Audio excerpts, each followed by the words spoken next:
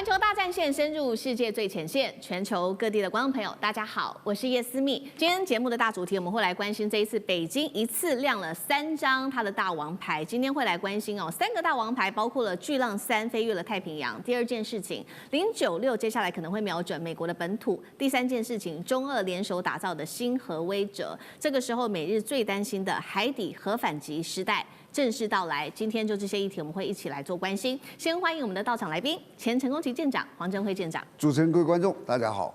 時事評論員王尚志，尚志哥。思密好，觀眾朋友大家好。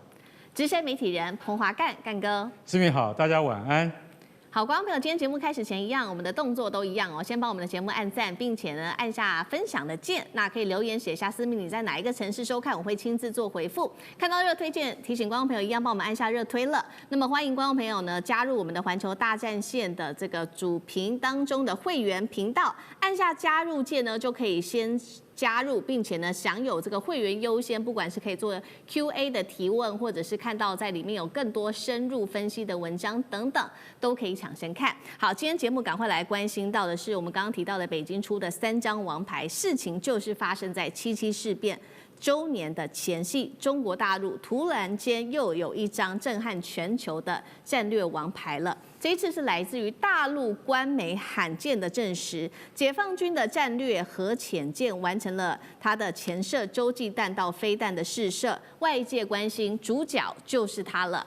巨浪3，好，是不是做了一個試射？這一次的試射範圍，我們從路徑來看到這張地圖其實非常的遠哦，一路是這樣子往這邊飛越了太平洋，那射程達到了超過1萬公里，不只是武器的試射，被視為是向這個全世界展現中國大陸最新的海基的核威懾的一個能力。而我們來看到巨浪3為什麼成為全球多國的一個新聞頭條，就是因為它的這個核威懾能力真的相當的驚人。我們先來看到它的小檔案，最大射程1.2萬公里，它可以搭載的是多枚的分導式核彈頭，而且具備反飛彈系統的能力。關鍵點來了，過去呢，核武的主力在中國大陸還是主要是依賴陸基型的洲際飛彈為主。它的缺點就是說，如果固定它的發射陣地的話，很容易被發現，就會遭到先制打擊。那麼，所以呢，我們看到，如果是藏在海底的這一款海基型的話呢，它就是可以從海底來做發射，做這個反擊。也就是換句話說，各國最重視的第2級的能力，中國大陸剛好欠缺這一塊，現在等於補上了這個能力哦。也就是說，未來大陸的本土如果一旦遭到打擊的話，它是可以做第2級的回復的，從海底發射它的飛彈來做反擊。外界普遍認為，現在看起來呢，當時呢完成試射，幫助它的就是094A 這一款戰略核潛艦。好，094A 小檔案也帶觀眾朋友來看一下，它已經大幅改善了，包括在噪音啊、通訊跟它的作戰能力，可以搭載12枚的巨浪系列的相關的飛彈。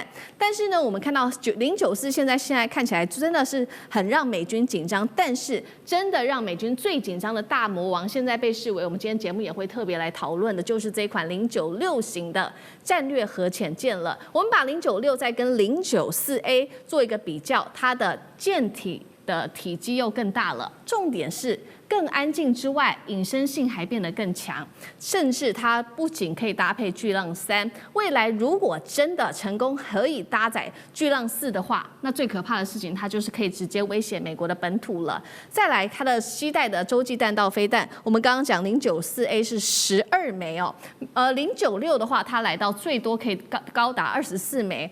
換句話說，中國大陸正在建立的是全天、全年、天候的全球部署這種海基的威懾體系，正在往這個方向做邁進。美國的將領說，這個是史無前例的災難。如果這件事情真的發生的話，好，所以在巨浪3完成了實彈的射擊之後，我們看到東京市立刻收到了通知哦，幾乎這個會威脅到日本的安全。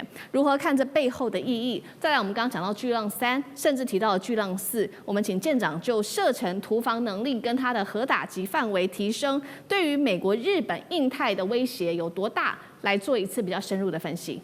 這個自從人類發明核彈之後啊，這種戰略武器啊，實在是讓大家都非常的驚心膽戰。假如我們要說到現在發展到現在，它最重要的一個就是說，如果我要今天衡量這個，好比說這個戰略核導彈，你說它厲不厲害的最重要的一個，我先跟你講，是去攔截它的難度，攔截越難，它就越厲害。你第一個先看這個東西，從這個觀點看，你看啊，好比說現在有3種發射方式嘛，第一個陸基，那陸地哪裡發射你大概知道吧？一起來你也看得到，所以基本上陸基是最脆弱的。第二個脆弱的是哪裡？空射，空射不可能是一個小飛機帶它，一定是这種長程戰略轟炸機啊，像 B-54，那個也是一個大家伙，在天空，你也可能看得到它。你知道誰最困難？潛射的，你怎麼知道它在哪裡？它可以在任何地方哦，所以你就知道第一哪個最困難，防範。這個叫做潛射。那很多人在講說這個核的當量多少啦，我們有多少枚啦。其實我從來覺得那都不是一個重點。我舉個例子，我今天拿一個槍對着你，跟拿一個超級的那種火炮對着你，你都是死。你會覺得哪一個重要嗎？不重要的。我今天核彈，如果我有個10枚、100枚，我足夠消滅你國家了。那我要幾千枚幹嘛？我要幾千枚幹嘛？要消滅世界地球幾遍嗎？所以。這只要到達一個數量之後，其實它就達到了一個恐嚇的效果。所以第二個，你知道數量不是很重要的。那第三個，精準度重不重要？那個核彈一炸下去，炸了一個城市沒了，精準度有什麼重要的？对，我炸在紐約哪裡都一樣，我炸在紐約的港邊，這個紐約市大概也毀掉，所以精準度也不重要。那至於你說射程對陸基很重要，對空射的很重要，對潛射重不重要？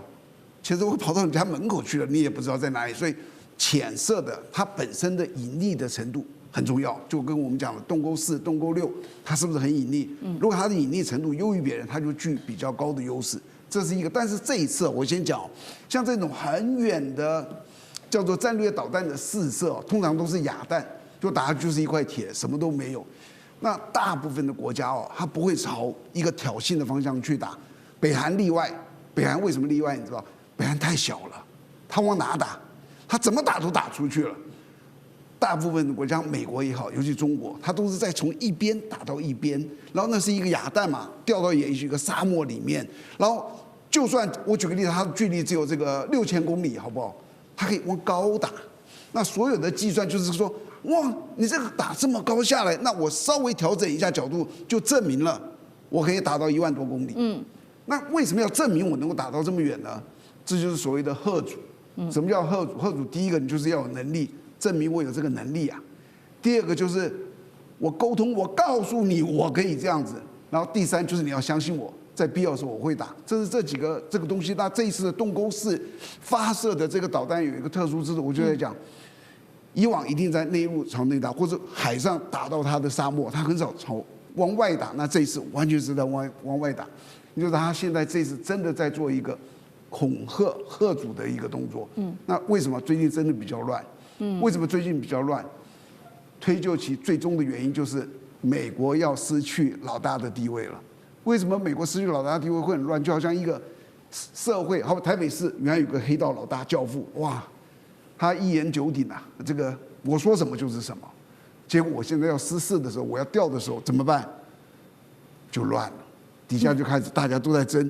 然後原來的受美國保護的就在想，哇，他保護不了我了。像日本就開始動作很多了，你知道？像北約可能也有很多動作。這就是當一個老大要失去他地位的時候，全球是一個動亂開始。我預估這個狀況3年5年大概都跑不掉，不可能恢復到很久以前的那種平靜的狀態。好，這個是中國大陸的政治動作背後軍事動作背後帶有這個政治上面的意涵。那剛剛艦長幫我們解析了，包括這個巨浪3它的威力哦。那這一次呢，它試射搭載的是094A。不過我們剛剛也講了嘛，我們也會來探討一下，那096跟094A 他們是否能讓中國大陸建立所謂真正純熟的第2級能力？那接下來如何改變中美在水下的這個戰略的平衡？那幹哥怎麼看？好，他在这個7.7事變的前夕發射了這一枚巨浪3型，一定有它的意義在。通常我們必須要知道，中國在真的告訴你我有這個東西的時候，其實它下一代東西已經開始在做了。也就是說，我現在打給你看的意思是說，這個早就成熟了。所以巨浪3型的意義非常重大。它的打擊範圍可能到12000公里的話，那代表華盛頓也在範圍之內。事實上，剛猶如艦長所說的，老實講一句，我是告訴你，我打得到你了，你知道就好。所以美國海軍將領會說，這是史無前例的災難。你知道為什麼嗎？巨浪3型的前身巨浪2型，它只能打8000公里。當時在驗證上面，美軍在智庫其實是在觀望的，他不認為他們的這個就是重返大氣層載具，叫做 MIRV 啊。這種東西能夠打得那麼的遠，或是打得那麼的準，其實說句實在話，到進步到巨浪3型的這個過程中，五角大廈跟美國國防部高級計劃局 DARPA 他們都非常重視這個東西的，都一直在觀察。你到了什麼階段？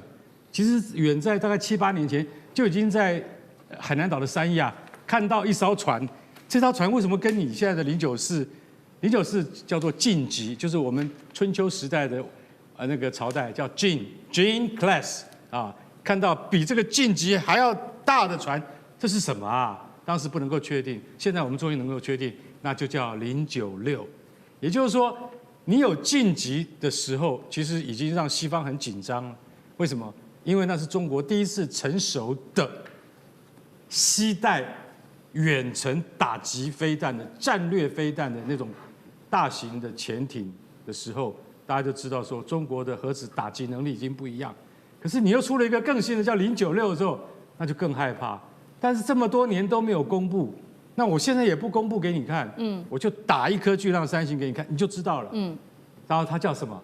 它現在最新的稱號叫做096，叫做唐級，唐朝的唐，也就是我們都是用中國的這個戰略潛艇跟核子潛艇都是用朝代為分別的。不過這個巨浪3型，我坦白講一句，它當然要比巨浪2型來的大啊，它的裝藥要更多，然後它的攜帶的多彈頭要比巨浪2型來的多，所以每一枚都有10個彈頭，每一枚有10個彈頭，就是可以對付10個都市、10個目標。像艦長剛才講的，你要那麼多核子彈幹嘛？沒有，我們現在把它分到這個彈頭上面，可以打10個。可以從第1個華盛頓、第2個底特律、第3個紐約等等算下去啊。所以一艘如果它帶有16枚的話，它就也可以攻擊160個目標，那不是整個美國都完蛋了嗎？對，可是你要反過來講，美國也具備同樣的能力，對，了解了嗎？俄羅斯也早就有這種能力了，那叫做保證毀滅。所以我們096現在告訴你它已經出來了之後，就代表說，對於美國海軍是一個災難的原因是它更安靜，因為核子動力攻擊潛艇或者是戰略潛艇最害怕的就是什麼？就是被敵人發現。所以在靜音下降，啊，它更安靜、更不被敌人察覺的情況之下，它現在已經降低到聽說90分貝以下了。那通常來講，以前的晉級潛艇達到115分貝，我可以告訴你。它聽音器一放到水裡就聽得到了。現在你是很难去分辨它究竟它是一艘潛艇，它還是一隻鯨魚。那個鯨魚勢必是很大，你必須要分辨出它是什麼。所以這就是美國海軍真正的擔憂。這一枚飛彈打出去，後面的意義代表非常多。好，所以我們剛剛看到的是中國大陸正式的讓外界已經宣告了他們擁有了這款巨浪3洲際彈道飛彈做這個政治意味的宣示。那其實呢，美國看在眼裡，非常的擔心之外，其實呢，他們現在也非常的擔心，就是因為中國大陸它的這個潛艦的產量正在全力的展開當中。那麼包括他們做了一個統計，現在呢，他們美軍指出，中國大陸的3大造船廠當中的核潛艦的產能已經大幅的提高到3倍以上了。所以現在也做了一個預估從現在開始算到2035年，他們會擁有大約是40艘的核潛艦。那美國現在核潛艦的數量雖然比中國大陸來得多，現在達到63艘，但是現在最主要的問題是他們造得很早，所以呢，他們正在老化，那很快的就會有許多艘必須要退役。那麼預估到2030年，他們的這個核潛艦的數量就會降至到只剩下47艘，已經快要跟中國大陸差不多了。另外一個是來自於英國智庫也做了一個示警他們講說呢，在2021到2025年期間，中國大陸下水的核潛艦有10艘，那麼美國在同期間只有7艘，所以這個速度上已經可以看出這個明顯的差異了。不管是在造艦的速度，或者是在造這個它的造艦的這個總噸位上面，都是超越美國的。那除了美國要擔心來自於中國大陸的威脅之外，還要擔心中俄會不會同步對他們造成威脅？因為最新展開的這一場海上聯合2026軍演是中俄在青島正式展開的，接下來會前往到太平洋進行聯合巡航。另外一方面，俄國近期被路透社報道說，派了他們的官員高層官員到中國大陸去參與核生化的防護訓練，所以美國要擔心的不止中國了嗎？還有來自於俄羅斯的核威脅嗎？尚志哥怎麼看？首先，這是由潛艦所發射的這個巨浪3，我們都看過什麼呢？在去年的93的北京閱兵的時候，大家有看到一個非常長的，就是它的巨浪系列，是它其實已经展现出来。那麼這次呢，這個試射部分讓大家可以感受到它的部分的威力。其實當然從美國這個它的同盟的角度來說，當然是一個巨大的威脅。可是實際上，我個人覺得我們要注意這一次的部分的对比哈，對比上次東風3.1的，這是已經是2024年9月。那時候的部分發射，其實那一次才是震驚四座的那應該可以算是21世紀中國大陸的真正導彈能力都傳說，所以那一次打的，我覺得才是真正的厲害的。而且當時是因為是在9月24號的時候打完之後，後面馬上就是中國大陸11國慶，所以習近平後面就針對這個延伸的這個氛圍，全中國都在熱烈的震動，而且很開心，而且很驕傲的時候，他強調的部分還是台灣問題。而且在之後不久，馬上在當時王毅跟布林肯也又針對了台灣問題，是包括是中美之間的紅線，也在10月的時候繼續延續下去。包括後來中國大陸國防部的記者會在談這個問題的時候，也還在談台灣問題。所以我覺得現在我們來看巨浪3這次發射，當然不會只有台灣問題，可是它一定涉及到台灣問題，所以我們要注意它的時間點。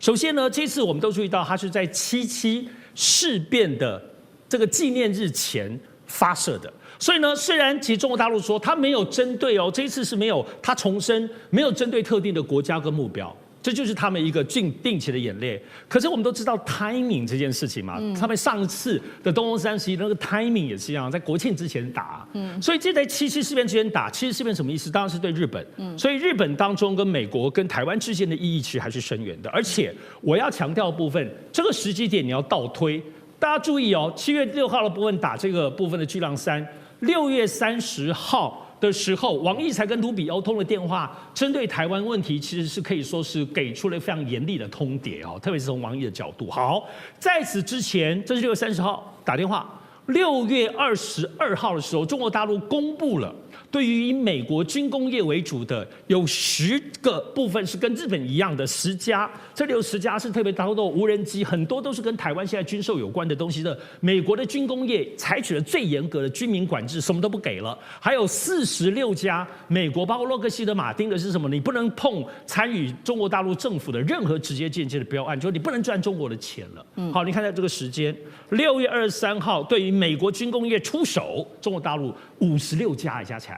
6月30號，王毅跟盧比又談台灣問題，然後7月6號的部分發射這個有巨大威懾力的這個巨浪3，所以呢，很多的意義上，大家一定要特別注意這個時間點，而且中俄之間的合作是什麼呢？因為最近都知道，烏克蘭最大的無人機攻擊式長程無人機的跑到日本，跑來台灣的台中，跑去菲律賓，到處在講他們要技術輸出、全場輸出，也就是說，俄烏當中的這些，特別是傷害俄羅斯最近的這個無人機最大產業跑來亞洲地區說3道4，包括中國大陸這2天宣布對於歐洲像土耳其當中的無人機的小的零件要開始進行管制，所以這裡頭中俄之間因為這個部分的擴散性，乃至在整個亞洲地區地島的聯動性，我認為都要一起考慮在這個巨浪3前後還有接下來的影響的部分的觀察的這個架構當中。好，謝謝尚志哥，那我們休息一下，馬上回來。觀眾朋友們，我們要開會員頻道啦！因應呢美中、中東還有印太的亂局，你看到的是新聞，我們看到的是背後誰在操控這個世界。加入會員可以取得獨家視角的通行證，你將優先取得更深的觀點判讀，包括了核心真相分析、歷史脈絡拆解、局勢推演邏輯。同時解鎖會員勳章、優先互動權、問題解析、幕後花絮，支持我們制作高品質的影片。點擊下方的加入鍵，一起成為戰友吧！我們會員頻道見。